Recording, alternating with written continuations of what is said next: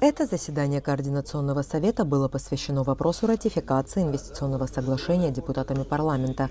После того, как 15 ноября заседание сессии не состоялось из-за того, что депутаты не проголосовали за повестку дня, вопрос соглашения больше парламентариями не выносился, хотя с такой инициативой к депутатам обратились политические и общественные деятели.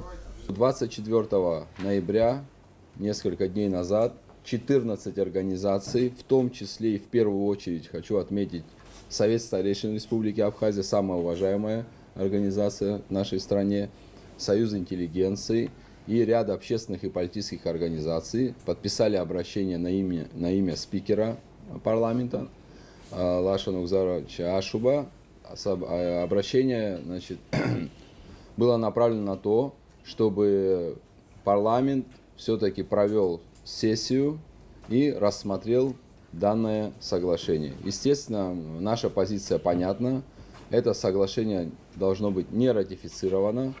Мы понимаем, что и у большинства депутатов аналогичное мнение. То есть, если говорить простым языком, история с этим соглашением должна быть закончена. Поэтому с 24 числа прошло уже несколько дней, есть определенные вопросы, есть определенные уже результаты, о которых здесь, Кан Валерьевич, вы расскажете по поводу того, что сейчас происходит в парламенте и когда нам ожидать внеочередную сессию, которая будет направлена на решение этого вопроса. Депутат Кан Кварча отметил, что несмотря на политический кризис, отставку президента и иные события, вопрос инвестиционного соглашения остался открытым. И это не устраивает не только часть общества, но и большинство в парламентском корпусе.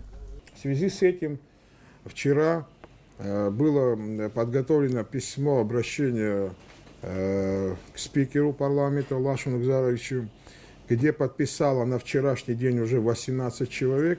Ну, еще трое по тем или иным причинам отсутствуют в Абхазии, но мы их мнение знаем.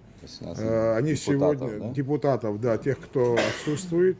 Где-то в пределах, будет это письмо дополнено, может быть, до 21 человека. Но нам и 18 хватает для, инициирования неочередной сессии. Для этого, то есть, хватает 12 человек.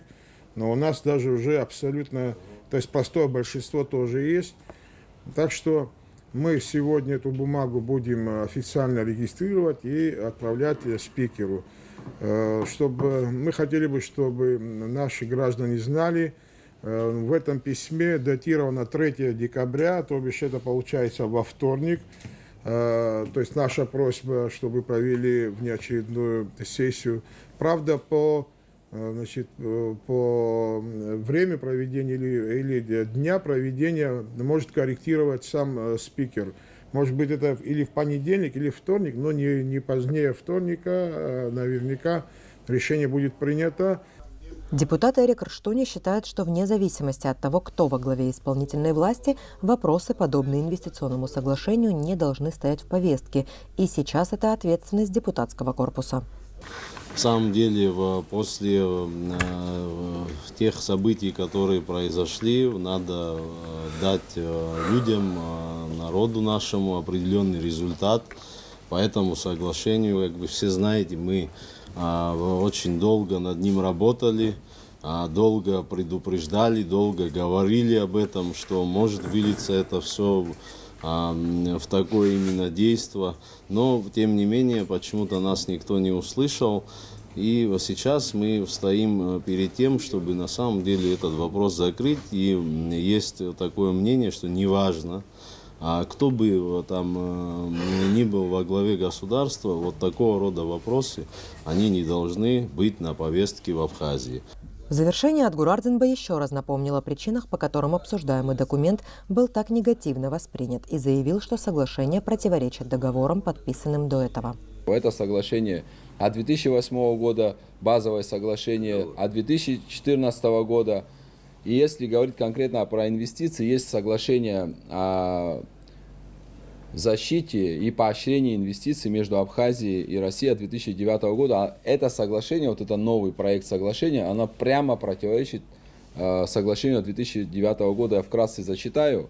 4 статья «Режим инвестиций». Каждая договаривающая сторона обеспечивает на территории своего государства справедливый и равноправный режим инвестициям инвесторов государства другой договаривающей стороны в отношении владения, пользования, распоряжения такими инвестициями.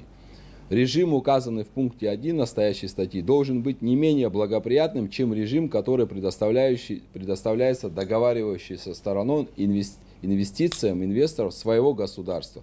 То есть речь о чем идет?